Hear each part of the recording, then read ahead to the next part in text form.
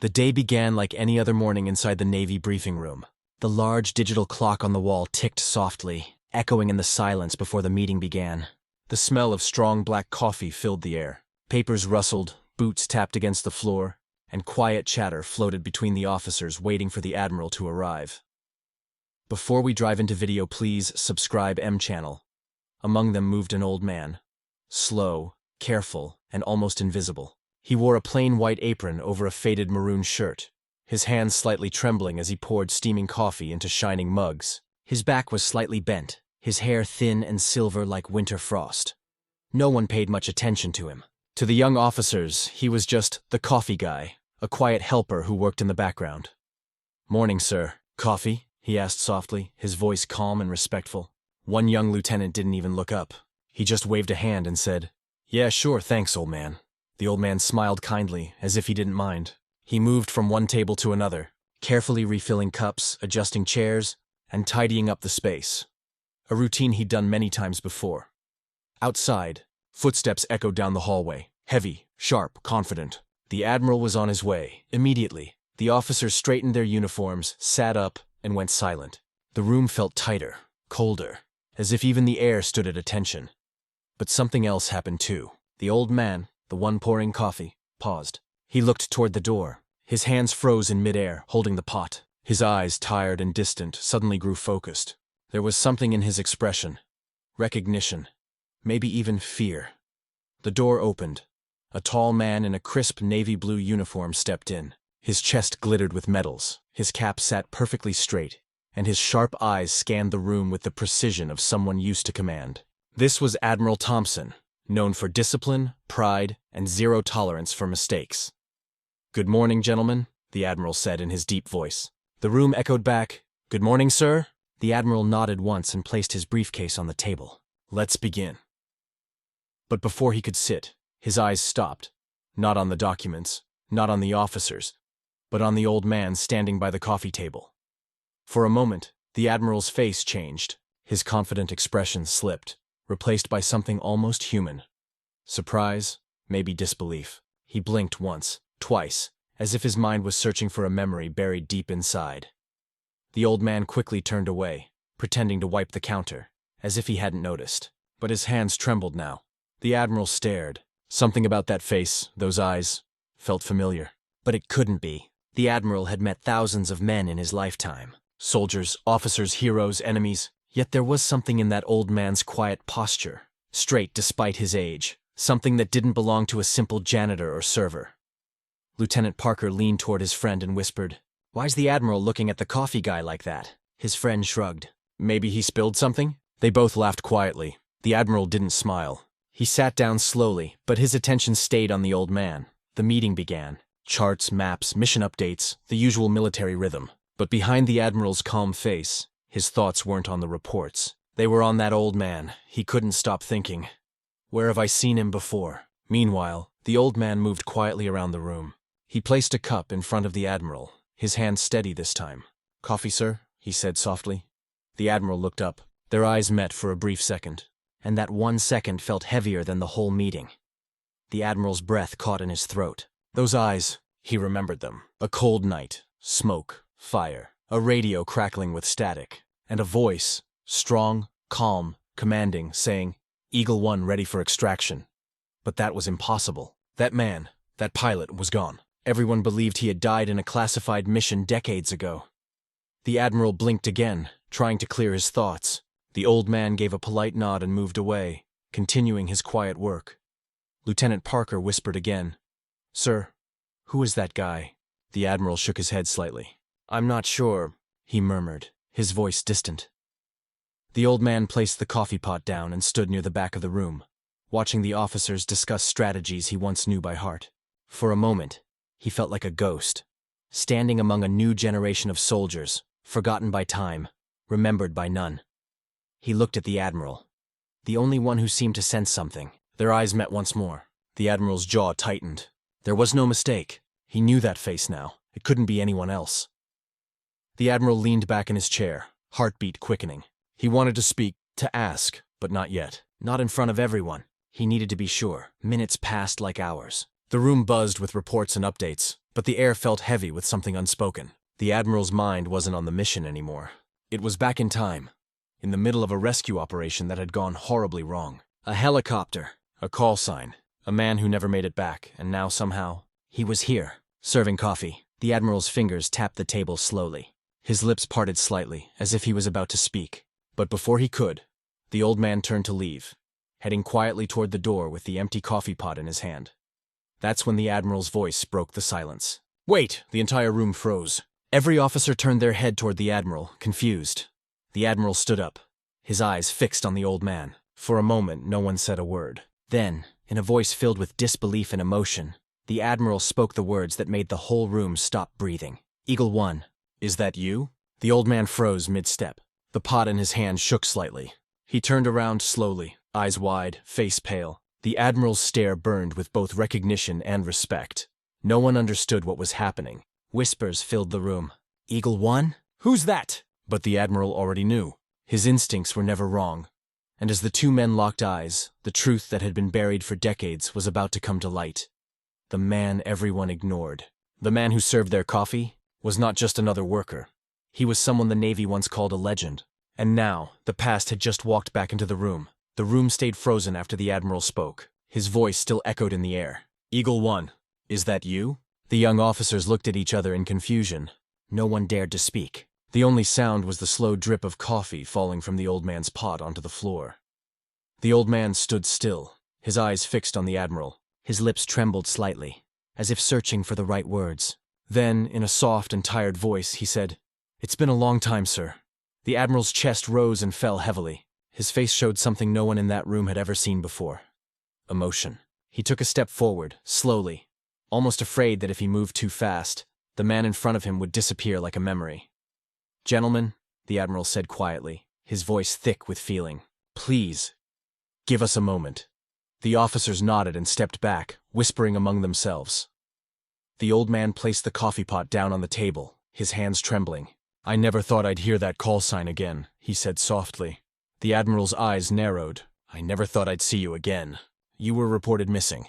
We searched for weeks." The old man smiled faintly. "I know, sir. I heard the search planes. But I couldn't make it back." Not then. A deep silence fell between them. Every officer in that room leaned forward, pretending to look busy with their papers. But every ear was listening.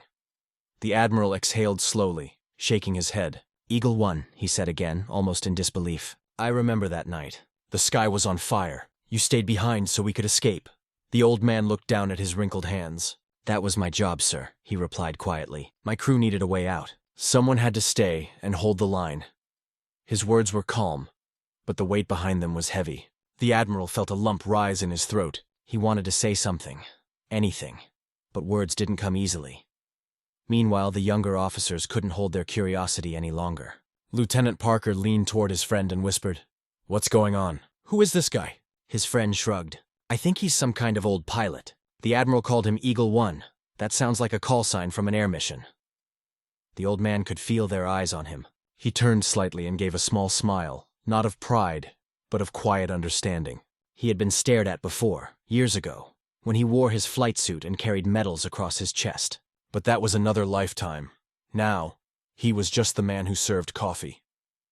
The Admiral finally spoke again, his voice steadier. "Where have you been all these years?" The old man sighed deeply. "After that mission, I was taken by a local group. They treated my injuries, helped me survive. I couldn't get back to base. By the time I found a way home, the war had ended. My name was on the missing list. They thought I was gone. I didn't want to disturb anyone, so I just started a quiet life. The Admiral looked at him with disbelief. "You disappeared for 40 years and you never told anyone who you were?" The old man gave a weak laugh. "Who would care, sir? The world moved on. New soldiers came, new wars began. My time was over." The Admiral clenched his fists. "You're wrong, Commander Harris. We always care about our own." The room went silent again. The name Commander Harris spread across the officers like a spark. Murmurs began, quiet, shocked whispers. "Commander Harris? No way, that's him? The one from Operation Iron Wind?" The Admiral nodded slowly. "Yes, the same man. The one who stayed behind when the enemy surrounded us. We all made it home because of him." Every head turned toward the old man. The same man they had ignored moments ago. Some of them looked embarrassed. Others were simply stunned. Lieutenant Parker stood up quietly. Sir, I read about him in the academy. They said Eagle 1 went down with his aircraft. That mission was a legend. The Admiral nodded again. It was, and the man behind that legend is standing right here. Commander Harris looked down, uncomfortable with the attention. I didn't do anything special, he said. I just did my duty. But his voice cracked slightly, and his eyes shone with the weight of memories. The kind of memories that never leave a soldier. The Admiral stepped closer and placed a hand on his shoulder. You did more than your duty, Harris. You saved lives. My life. For the first time, the Admiral's voice broke. The room grew heavy with emotion. The Admiral straightened again and looked around the room. Gentlemen, you sit here in this briefing room because men like him fought for you long before you ever wore a uniform. Remember that. The young officers lowered their eyes, humbled. Commander Harris smiled softly. That means a lot, sir. But please, I'm happy where I am now. I'd just like to serve coffee and stay out of the way. The Admiral looked at him, studying the deep lines on his face. Lines carved by time, war, and survival. You've served your country more than anyone here, he said. You don't have to serve coffee anymore. The old man shook his head. Service is never about what we wear, sir. It's about what we do. Quietly, when no one is watching. Those words hit the room like thunder. Even the youngest cadet felt something shift inside. For a few moments, nobody spoke. The silence wasn't awkward anymore. It was respectful. The Admiral gave a slow nod. You've always had a way with words, Commander, the old man chuckled softly, and you've always had a way with orders. A small wave of laughter rolled through the room, gentle, emotional, almost cleansing. Then, suddenly, the old man winced slightly. His hand went to his chest, just for a second, as if the weight of old battles still lived inside him. The Admiral noticed and stepped forward quickly. Are you all right? The old man nodded. Just a little tired, sir. These days the past feels heavier than the coffee pot. The Admiral's eyes softened. Then sit, old friend. You've stood long enough. The Admiral personally pulled out a chair, something no one had ever seen him do before, and helped the old man sit down. Every officer in the room stood silently, watching the scene unfold. They weren't just looking at a veteran anymore. They were looking at history, living, breathing, and quietly pouring coffee just moments ago. And in that moment, something changed inside each of them. They realized that greatness doesn't always wear medals. Sometimes it wears wrinkles, tired eyes, and a humble smile. The Admiral turned to his officers. Let this be a lesson to all of you, he said firmly. Never judge a man by his uniform, or lack of it. The officers nodded, their faces filled with new respect. Commander Harris looked around, a faint smile on his lips. Thank you, sir, he said softly, for remembering. The Admiral's voice was steady but warm. Some men are impossible to forget. Outside, the wind blew gently against the old naval flag. Inside, the coffee had gone cold, but no one cared. Something far more powerful had been served that morning. Respect. And though the Admiral didn't say it out loud, one thought burned in his mind. Heroes never fade. They just stop wearing their medals. The room stayed silent long after the Admiral's words faded. Every officer still stood, their eyes locked on the old man who once carried the call sign Eagle 1. Commander Harris sat quietly at the end of the table, his hands folded neatly on his lap. His face showed calm, but behind his eyes lived a storm, one that no one else could see. The Admiral slowly took his seat again. His posture was straight, his voice calm, but his mind was racing. How could Harris still be alive after all these years? And why had he stayed hidden for so long? The officers began to whisper among themselves. Do you think he's telling the truth? Maybe it's a mistake. Could be someone else. No, Lieutenant Parker said firmly. The Admiral wouldn't call him Eagle 1 if he wasn't sure. The Admiral glanced at them sharply. The whispers died instantly. He leaned forward, resting his elbows on the table. Commander Harris, he said quietly, there's something I need to know. Harris nodded, his expression unreadable. Ask, sir. The Admiral hesitated for a moment, as if unsure whether he wanted the answer. Then he spoke. That night, Operation Iron Wind. The report said your aircraft went down after you covered our retreat. The explosion was massive. No one could have survived. How did you make it out? Harris looked down at his hands for a long time before replying. I'm not sure I did, sir, he said softly. At least not the man I was back then. The words hung heavy in the air. The Admiral frowned. What do you mean by that? The old man took a slow breath. I remember the blast, the fire, the noise, then silence.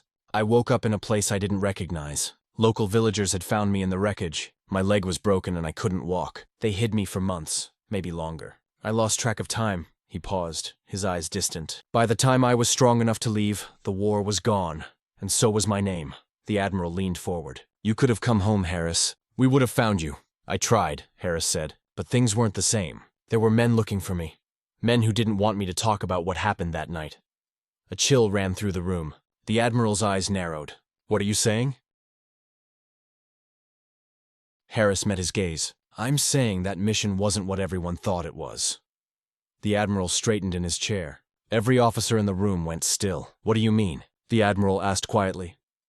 Harris looked around the room at the young faces watching him. "You've all heard the story. How we were surrounded. How I stayed behind to hold the enemy line." He gave a small, bitter smile. "That's not the whole truth." The Admiral's voice hardened. "Then what is the truth, Commander?" Harris looked him dead in the eye. "The mission was compromised before we even took off." Gasps filled the room.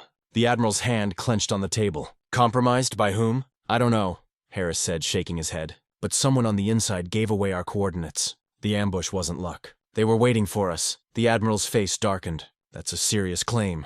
"I know," Harris said quietly. "But I heard things that night, before the attack. Voices on the radio, speaking English. Not enemy language. Our own men." The officers exchanged shocked glances. One of them whispered, "You mean there was a traitor?" Harris didn't answer. He just looked down at the table, his expression heavy with years of silence. The Admiral rose from his chair, his jaw tight. "If what you're saying is true, then someone wanted that mission to fail," Harris finished for him. The tension in the room was like electricity. The Admiral stared at him for a long time, his mind spinning back through old memories. The explosions, the lost signals, the broken transmissions. Had they really been betrayed from within? He turned to his aide. "Get me the mission file from archives. Operation Iron Wind. I want it on my desk in an hour." The aide saluted and rushed out of the room. The Admiral sat down again, his expression hard. "Why didn't you tell anyone when you came back?" Harris sighed deeply. "I did try, sir, but when I reached the nearest base, they didn't believe me. The records said I was dead. My ID was listed as lost. They thought I was a deserter pretending to be someone else." The Admiral's face softened slightly. "So they turned you away?" "Yes," Harris said quietly. "They said my service record was sealed and classified. I realized someone wanted me erased. Not just from the mission, but from history." The young officers shifted uncomfortably. Lieutenant Parker whispered, "This sounds like something out of a spy movie." But the Admiral didn't smile. His eyes stayed locked on Harris. "This is no movie, Lieutenant. This is the kind of truth that destroys careers," Harris nodded. "That's why I stayed quiet. I changed my name, took small jobs. Serving coffee here was peaceful, safe. No one asked questions." The Admiral's gaze softened for a moment. "And yet you came back to a Navy base." "Back to a Navy base." Harris hesitated. His fingers tapped lightly on the table. "Because I heard your name again, sir. I saw it on a news broadcast. Promotion to Fleet Admiral. And I thought, maybe finally someone I could trust was still around." The Admiral blinked, taken aback. "You came back because of me?" Harris nodded slowly. "You were the only one who ever believed in me, sir. Back then, and maybe now." The Admiral looked away for a second, hiding the emotion rising in his eyes. Then his tone hardened again. "Commander Harris, if there was a traitor in that mission, we'll find the truth. I promise you that." Harris gave a tired smile. "Be careful, sir. The truth has a way of hurting those who chase it." The Admiral leaned back in his chair. "After all these years, I think we've both been hurt enough." The tension in the room stayed heavy. No one dared move. The officers looked between the two men, one representing the Navy's present, the other its forgotten past. Outside, thunder rolled in the distance, rattling the windows. The storm outside seemed to match the storm that was building inside the room. The Admiral finally broke the silence. "I'm reopening Operation Iron Wind," he said. "And this time, we'll finish what we started." The old man looked up, his voice soft but steady. "If you go digging, sir, be ready for what you might find." The Admiral gave a slow nod. "I've been ready for 40 years. For a moment, their eyes met, soldier to soldier, bound by a secret neither could fully explain yet. Then, quietly, the Admiral added, "I want you by my side, Commander. You may no longer wear the uniform, but you're still one of us." Harris gave a faint smile. "I don't know if I belong here anymore." The Admiral's reply was firm. "You never stopped belonging."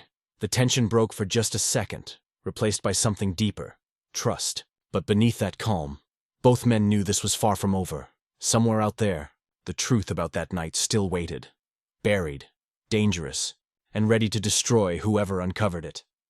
And as the thunder echoed again, Admiral Thompson glanced at the window. His reflection staring back, he whispered to himself, 40 years ago we lost a man. Now we might lose much more.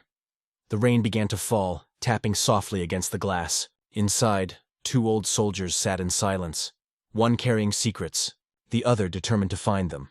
The storm had only just begun.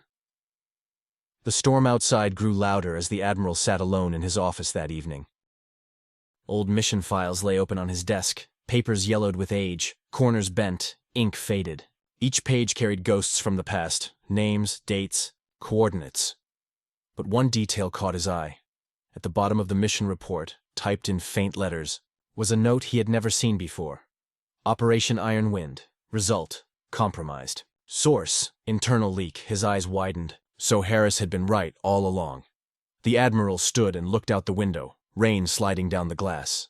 His reflection stared back, older, heavier, but burning with the same fire he'd once had as a young officer. Somewhere behind him, a soft knock came at the door. "Come in," he said.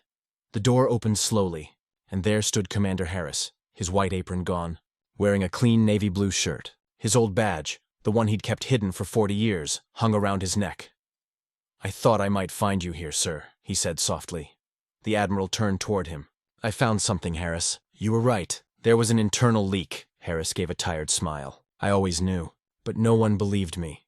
The Admiral stepped closer. "I believe you now." Harris looked at the open files. His eyes softened.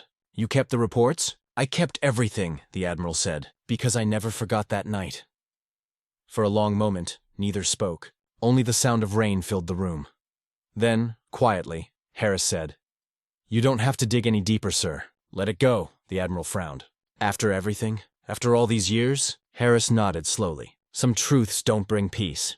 They bring more war." The Admiral studied him carefully. "Harris, you know who leaked the mission, don't you?" The old man hesitated. His lips tightened. "Yes, sir." The Admiral's heart skipped. "Who was it?" Harris looked down at the floor, then back up. Eyes steady, voice calm. "It doesn't matter now. He's gone. The war took him too." The Admiral wanted to push, but something in Harris's tone stopped him. "It wasn't fear, it was mercy. You're protecting him?" The Admiral asked. "I'm protecting what's left of us," Harris replied softly. "We fought for honor, not revenge." The Admiral sighed deeply, understanding. He closed the mission file and placed his hand gently over it. "Then let this stay buried," he said. Harris nodded, relief washing over his face. The Admiral extended his hand. "You've carried this burden too long, Commander. It's time to let it rest." Harris shook his hand firmly, eyes glistening. "Thank you, sir. That means more than you know." As Harris turned to leave, the Admiral called out one last time. "Eagle 1." The old man paused in the doorway. The Admiral saluted him. Sharp, respectful, full of pride. "You never stopped serving." "Not for a single day." Harris smiled faintly, his eyes wet. "Neither did you, sir." He turned and walked down the dim hallway, his shadow stretching long across the floor, until he disappeared around the corner. The Admiral stood there for a while, hand still raised in salute. He whispered to himself, voice filled with emotion. "Some heroes don't need medals. They just need to be remembered." Outside, the storm began to fade. The rain slowed. The clouds broke. A single beam of sunlight cut through the window and fell across the Admiral's desk, lighting up the old mission file marked Operation Iron Wind.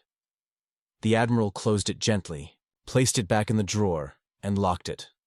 For the first time in years, he felt peace, because the man everyone ignored had finally been seen again, not as a server, not as a forgotten veteran, but as Eagle 1, the silent hero who never stopped protecting his brothers in arms. And somewhere beyond the rain, the faint sound of a helicopter echoed through the Admiral's memory, a reminder of the night that changed everything, and the man who came back from it. Ending message idea.